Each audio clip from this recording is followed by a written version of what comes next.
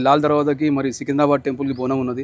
మళ్ళీ గోల్కొండ కోటకి బోనం ఎందుకు ఉండొద్దు అనుకొని మా కుటుంబ సభ్యులు పెద్దలు సాయిబాబాచారి గారు, అలాగే శివాచారి, సురేష్చారి, మళ్ళీ శ్రీకాంత్ ఆధ్వర్యంలో ఈ బంగారి బోనం చేపించడం జరిగింది. సో ఇది జూన్ 26 మధ్యాహ్నం 12 గంటలకి ఇక్కడ పెద్ద ఎత్తున బ్యాండ్ మేళాలతోని, పోతురాజు వినయాలతోని ఈ బోనంకి కవితక్క గారు కూడా రావడము, శ్యామలక్క రావడం, చాలామంది విఐపీస్ కూడా ఈ రిసాలాబాద్ నుంచి మహాంకాళి అమ్మవారి ఊరిలో పాల్గొనడము. ఈసారి అమ్మవారికి బంగారి బోనము అలాగే పుస్తల తాడు కూడా చేపించడం జరిగింది మహాంకాళి అమ్మవారికి. సో ఈ స్పెషల్ అట్రాక్షన్ ఈసారి బంగారి బోనం గోల్కొండ కోటకి మధ్యాహ్నం 12 గంటల నుంచి ఇక్కడ స్టార్ట్ అవుతుంది. ఈవినింగ్ 6 o'clock వరకు గోల్కొండ చేరుతుంది.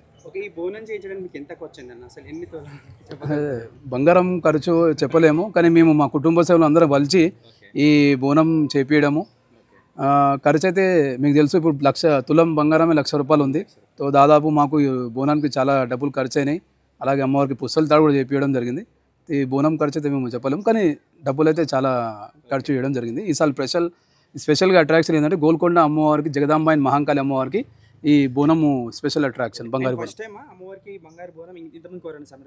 అంటే బంగారి బోనం గోల్కొండ కోటకి చేపించడం ఫస్ట్ టైము, కానీ సమర్పించారు గాజుల అంజయ్య గారు లంగరోజు దగ్గర పట్టువసాలప్పుడు బోనం తీసుకురావడము, అక్కడ సమర్పించి కోట దగ్గర తీసుకురావడం అవుతుంది.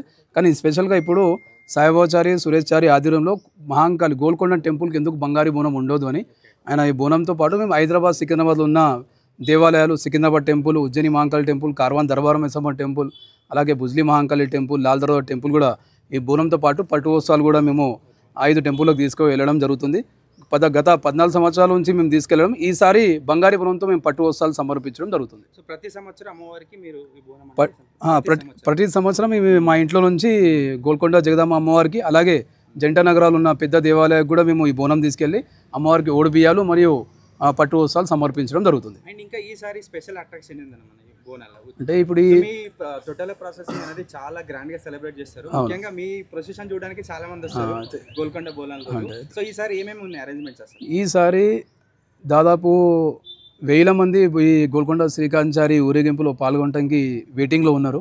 సో ఈ స్పెషల్ అట్రాక్షన్ ఈసారి బంగారి బోనము, అలాగే 70 నుంచి 100 మంది పోతరాజులు, అలాగే ఇక్కడ ఆంధ్రప్రదేశ్ నుంచి కళాకారులు కూడా రమ్మని చెప్పాము. మేము అడ్వాన్స్గా ముందే 3 నెలల ముందే బుక్ చేయడము. 9 అమ్మవారుల వేషధారులు వాళ్ళు కూడా విజయవాడ అక్కడ నుంచి వాళ్ళు రావడము, అలాగే ఇక్కడ ప్యాడ్ బ్యాండ్లు కానివ్వండి. ఊరేగింపు దాదాపు 1 కిలోమీటర్ వరకు ఊరేగింపు ఉంటుంది. మీరు రకరకాల కళాకారులను కూడా చూడవచ్చు ఈ బోనంలో. పెద్ద ఎత్తున విఐపీలు కూడా ఇది రావడం, అలాగే మన మాజీ సీఎం చంద్రశేఖర్ వారి కూతురు కవితమ్మ గారు కూడా ఈ బోనాలకి ఆమె ఇక్కడ రిసాలాబాద్ మహాంకాళి అమ్మవారికి పూజా కార్యక్రమంలో పాల్గొంటారు. అండ్ ఎన్ని సంవత్సరాల నుంచి మీ కుటుంబం అమ్మవారికి సేవ చేసుకుంటారు? ఇది ఇప్పుడు మేము 5th జనరేషన్. మా నాన్నగారు 5th జనరేషను, ఇప్పుడు నేను నాది 6th జనరేషన్. మా భవానీ, బాగయ్య, బ్రహ్మయ్య, ఈరమ్మ తర్వాత మా సాయిబాబాచారి, అలాగే నరసింహచారి, ఇప్పుడు సురేష్చారి, శివాచారి దేవాలయం నుండి పూజా కార్యక్రమంలో పెద్దలు ఎట్లా మేము పూర్వీకులు ఎలా చేస్తున్నామో అదేవిధంగా చేసుకుంటూ ఈ కార్యక్రమంలో ముందుంటున్నాము. అంటే ఇది 5వ సంవత్సరం, 5వ పీడి మాది ఇది. ఇప్పుడు మా శివాచారి దేవాలయంలో కూర్చొని పూజా కార్యక్రమాలు చేస్తారు. అండ్ అప్పట్లో ఎట్లుండేది అమ్మవారికి ఊరేగింపు, ఈ జాతర అనేది ఎట్లా జరిగేది? ఒకప్పుడు తాతలు వాళ్ళు అప్పుడు ఉన్నప్పుడు చెప్పి ఉంటారు కదా, అట్లా చేసేటోళ్ళం రా, ఇట్లా చేసేటోళ్ళం, అట్లా మీకు వాళ్ళు ఏమేమి చెప్పారు, అసలు ఎట్లుండేనంట? అంటే ఇప్పుడు ఇది 2014లో ఎండోమెంట్ హ్యాండ్ ఓవర్ అయింది. 2013లో చైర్మన్ ట్రస్ట్ బోర్డ్ కమిటీలో ఈ బోనాలు చేసేటప్పుడు లంగరోజు నుంచి టొట్టెల ఊరేగింపు స్టార్ట్ ఉంటుంది. ఎండోమెంట్ హ్యాండ్ ఓవర్ అయిపోయిన తర్వాత అక్కడ పట్టు వస్త్రాలు సమర్పించిన తర్వాత టొట్టెల ఊరేగింపు, మరియు ఇక్కడ రిసాలాబాద్ నుంచి మహాంకాళి అమ్మవారి ఊరేగింపు, బడాబజార్లో జగదాంబ అమ్మవారి ఊరేగింపు, బంజారీ దర్వాజలో 28 కులవృత్తుల ఆధ్వర్యంలో సర్కార్ బోనం ఊరేగింపు. అంటే ఇప్పుడు ఏంటంటే గోల్కొండ కోటలో ప్రత్యేక ఏంటంటే ఆషాఢ మాసంలో మొట్టమొదటిగా బోనాలు స్టార్ట్ అయ్యేది గోల్కొండ కోటలనే, మరియు ఇక్కడ ముగిసేది గోల్కొండ కోటలనే. ఏంటంటే 9 వారాలు పూజలు అవుతాయి అమ్మవారికి ఇక్కడ.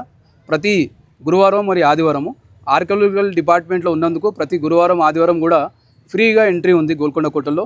భక్తులు ఎలాంటి ఇబ్బంది పడకుండా కింద వాటర్ ఫెసిలిటీ కానివ్వండి, ఎలక్ట్రికల్ ఫెసిలిటీ, మెడికల్ టీం వాళ్ళు కూడా ఈ ఏర్పాట్లపై మా Vasantha madam executive officer endowment department నుంచి, అలాగే చంటి బాబు గారు చైర్మన్ గారు ఆధ్వర్యంలో ఇక్కడ దేవాలయ కులవృత్తుల సంఘం 28 కులవృత్తుల వాళ్ళు ఈ గత 3 నెలల నుంచి అన్ని ఏర్పాట్లపై వారంలో 3 సార్లు గోల్కొండ పైకి ఎక్కి దిగడము.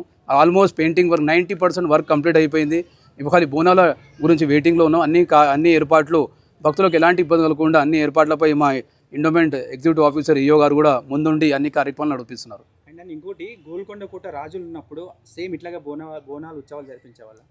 ఆ టైంలో శ్రీకృష్ణ దేవాలయ ఆధ్వర్యంలో గోల్కొండ కూడా ప్రత్యేక ఏంటంటే స్వయంభుగా వెలిసిన విగ్రహాలు ఇది. ప్రతిష్టాపన స్వయంభుగా వెలిసిన జగదాంబమ్మవారు మరి మహాంకాళి అమ్మవారు ఆ టైంలో కృష్ణమ్మ రాజుల కాలం నుంచి బోనాలు సమర్పించడము, అలాగే నిజాం సర్కారు కూడా బోనాలకి పైసలు ఇవ్వడము, దాంతో గోల్కొండ జగదాంబ అమ్మవారికి 2 బోనాలు తీసుకెళ్లడము, 2 ఓడిబియ్యాలు 2 చీరలు కూడా అమ్మవారికి సమర్పించేవారు.